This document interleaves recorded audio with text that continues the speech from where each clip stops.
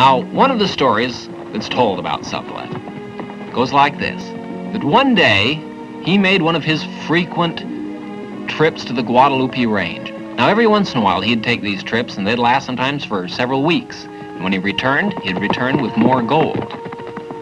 Now, this particular trip, he was followed by two desperados. There were plenty of men like this, men who would stop at nothing to find out where he was getting this gold.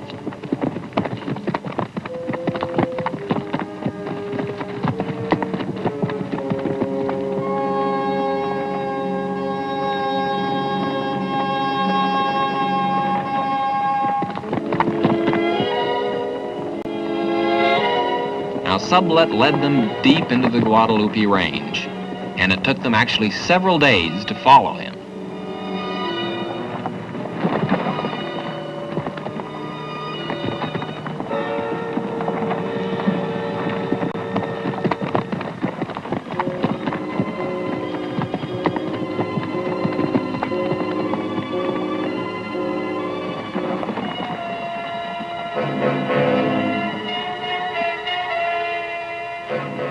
Now, the two desperados didn't realize just how clever of a man old Ben Sublett was.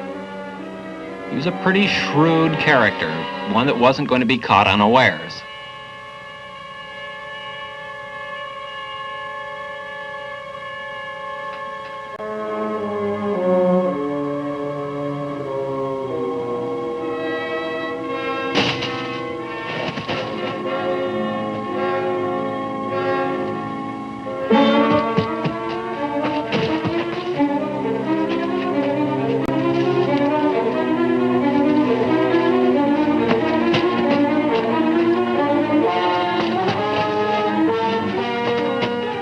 The two desperados probably also thought they were dealing with a pretty dangerous character, when actually they were dealing with a man whose main purpose in life was just to have a lot of fun.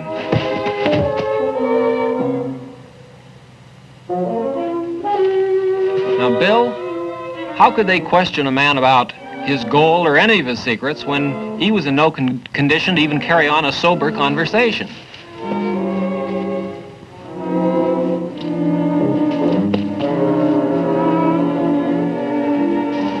That's certainly one way to hide his secret, anyway. Well, the people of Edessa came to the conclusion that Sublett's best defense was the fact that it was so difficult to take him or his gold seriously. So after a while, the townspeople and the desperados just ignored Sublett and his wealth, dismissed him as just a harmless old crank, and left him to lead a pretty lonely existence. And according to the town's version of his life, he died alone. Now, there's some disagreement just what caused his death, but most of the people felt that the main cause of his physical decay was the bottle.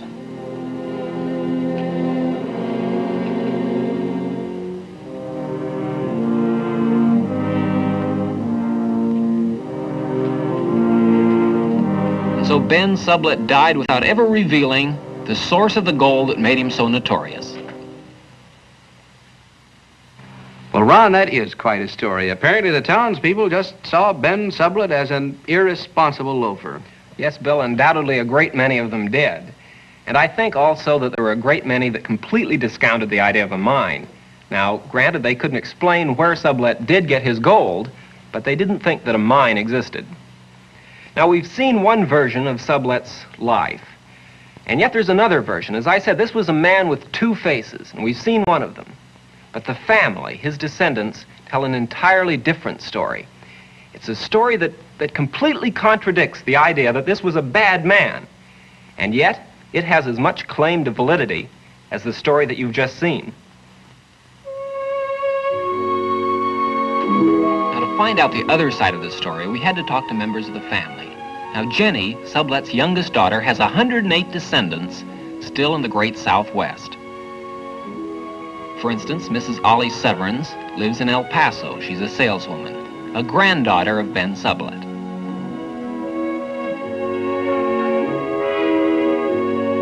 And this is House, New Mexico. As you can see, a pretty tiny little place. Now, we went there to speak with Mr. and Mrs. Davenport.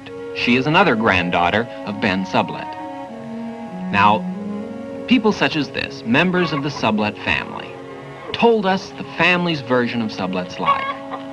Now, people say this is the family, these people here, that were cheated of millions because Sublett never told even his family where he got the gold. Now, we found to get the complete family version of Sublett's life, we had to go further into New Mexico, further north, up to Bandelier National Monument to speak to Mrs. Ethel Lovelady. Now, Bandelier is one of the most fabulous sections of New Mexico. And while we were waiting to speak with Mrs. Lovelady, we had the opportunity to film these remarkable prehistoric Indian ruins.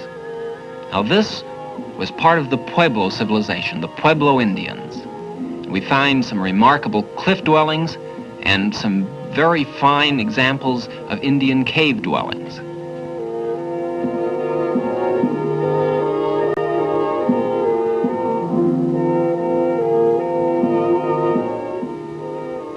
In fact, the sides of the caves are still black from smoke, from fires that were lit thousands of years ago.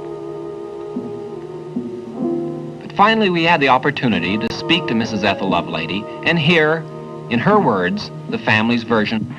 Now, Grandpa was not primarily a gold seeker. He's been pictured as such. But his first aim was help for his children. In seeking help for his children, he took them way out on the frontier, and he was employed for some years as a hunter for the TP Railroad when they were building the Texas and Pacific.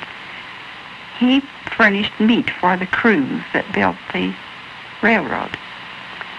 And it was while he was doing this work that he found the gold mine for which he is so famous. No one ever saw the mine but him, but my mother saw a nugget as large as a robin's egg. Uncle Billy Smith, a friend of Grandpa's, who was a sheriff down there in Texas, told my mother after his death that Grandpa had told him that he thought the mine was an evil thing. People he had thought were his friends, had tried to kill him for the knowledge of it. And he wasn't sure that great wealth would be good for his family. He thought the men that his daughters were married to would probably be better to them if they had to make a living.